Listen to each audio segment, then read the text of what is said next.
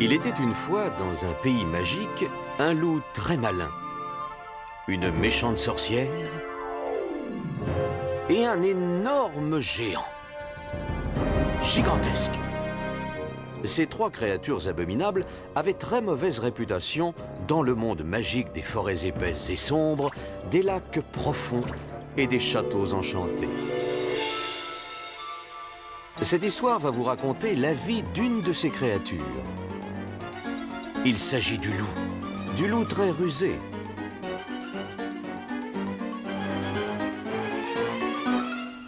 Est-ce qu'il va réussir à attraper les 7 petites chèvres? Ou a-t-il les yeux plus gros que le ventre? Vous allez le savoir en suivant l'aventure qui va vous être racontée maintenant dans Loup, sorcière et géant.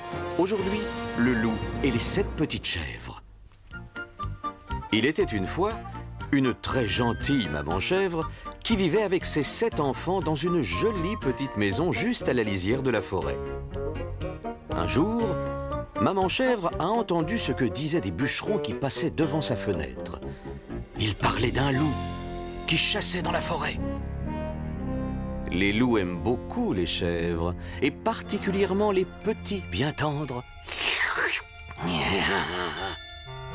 Maman chèvre devait aller à la ville pour payer le loyer, et la veille de partir, elle réunit ses petits et leur parla très sérieusement. Mes chers enfants, promettez-moi de laisser la porte fermée avec le verrou jusqu'à mon retour. N'ouvrez à personne, un loup énorme rôde. Vous pourrez très facilement le reconnaître avec ses 2 pattes noires et sa grosse voix. Persuadée que ses petits avaient bien compris ses conseils, elle prit sa vieille bicyclette et partit pour la ville. Quelques instants plus tard, le loup sortit de sa cachette. Ouvrez la porte! Ouvrez, c'est moi, votre mère! Je vous ai apporté des cadeaux!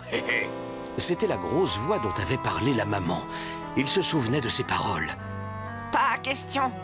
Non, on n'ouvrira pas. Maman, elle a une voix très douce et toi, tu fais peur. Tu n'es qu'un menteur. Tu es le grand méchant loup. Allez, va-t'en. Le loup, à ce moment-là, se rendit compte qu'il avait une grosse voix. Non, je n'ai vraiment pas de chance. Mais il n'avait pas dit son dernier mot. Il prit sa voiture et fonça tout droit chez le pharmacien du village. Bonjour. Bonjour, monsieur le loup. Répond le pharmacien. Est-ce que je peux vous aider? Oh oui, Grogna le loup. je voudrais un médicament pour ma gorge. C'est à cause de mon fils. Je l'ai perdu et je l'ai appelé si fort et si longtemps que je me suis enroué. Pauvre loup, vous êtes bien à plaindre, hein? Attendez. Prenez ça, c'est un remède miracle. Le loup avala d'un coup le médicament. Il se dirigea vers la maison des petites chèvres et frappa à la porte. Ouvrez la porte, mes chers enfants, c'est moi, c'est maman. Je vous ai rapporté un cadeau. J'ai toujours ma grosse voix, ce pharmacien est nul. Le plus jeune allait tirer le verrou et ouvrir la porte quand l'aîné a crié. Attends une minute. Maman, avant de partir, nous a dit que le loup avait de grosses pattes noires. Alors, pour qu'on voie qui tu es, mets tes pattes contre la vitre. Comme ça, on pourra savoir si tu es notre mère. Et alors seulement on ouvrira la porte. Et le loup obéit. Il mit ses pattes contre la vitre. Mais il fit très attention que les enfants ne voient pas sa tête. Tu mens, tu n'es pas notre mère. Maman a de jolies pattes blanches. Tu es le grand méchant loup. Alors fiche le camp d'ici. Bon, il faut que je trouve un moyen pour blanchir mes pattes. Et le loup reprit sa voiture et fonça tout droit chez le boulanger. « Bonjour, monsieur le loup, dit le boulanger. Dites-moi un peu ce que je peux faire pour vous rendre service. » Eh bien, j'ai appelé mon fils toute la nuit et je me suis enroué. En plus, je me suis écorché les pattes à des buissons pleins d'épines en cherchant mon petit. Vous pourriez me donner quelque chose pour les protéger? Maintenant, écoute-moi bien, boulanger. Mets de la farine dessus. Mais le boulanger refusa. Comment tu refuses? Ah, attends. Si tu ne changes pas d'avis, je te mange tout cru.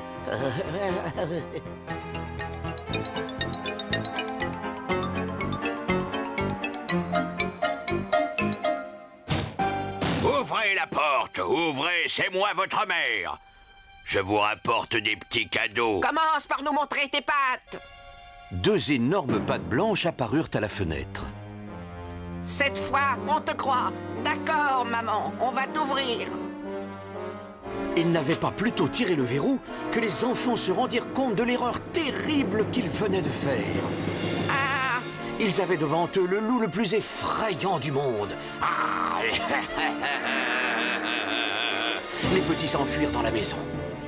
L'un se jeta sous le lit, un autre se glissa derrière le piano, un autre encore s'enferma dans le garde-manger. Le loup les retrouva et les mangea tout cru.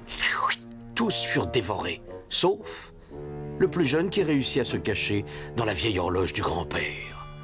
Il était là, le pauvre petit, tremblant de peur. Quand Maman Chèvre revint, elle fut horrifiée du désastre qui régnait dans sa maison. Tout était renversé, cassé en 1000 morceaux. Mais le plus horrible, c'est qu'elle ne voyait pas ses enfants. les enfants, répondez, où êtes-vous? C'est alors qu'elle entendit une petite voix sortir de l'horloge. Il est 7h15.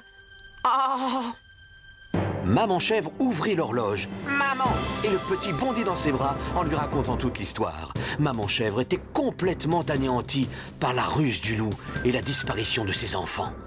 Elle sortit de sa maison avec la ferme intention de se venger.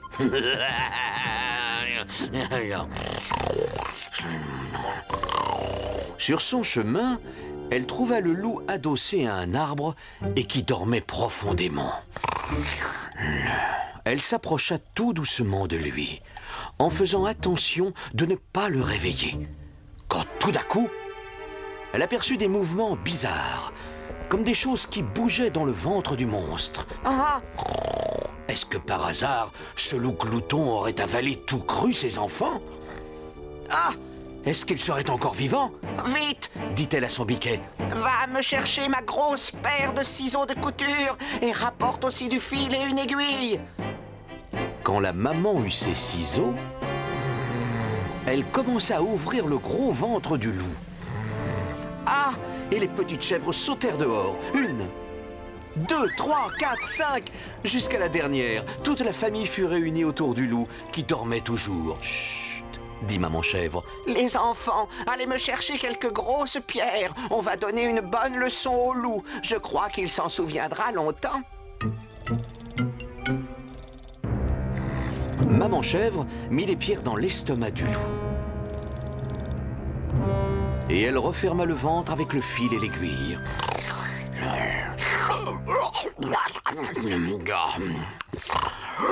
Ah, j'ai bien dormi, mais j'ai une soif de loup. Je boirais bien un peu d'eau. Les pierres se cognaient les unes contre les autres. Il se sentait l'estomac bien lourd. J'ai mal, Grogna le loup. Ouais, je croyais que les petites chèvres seraient plus tendres que ça et plus faciles à digérer. Il s'approcha du puits, se pencha pour boire, mais le poids des pierres l'entraîna et le fit basculer jusqu'au fond.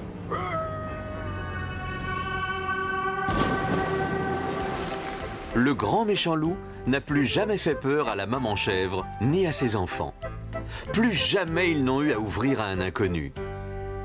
Jusqu'au jour où le percepteur des impôts est venu leur dire: Allez les enfants, soyez gentils, vous n'allez pas me laisser dehors. C'est votre percepteur, c'est moi qui viens prendre l'argent pour vos impôts. Alors ouvrez-moi la porte.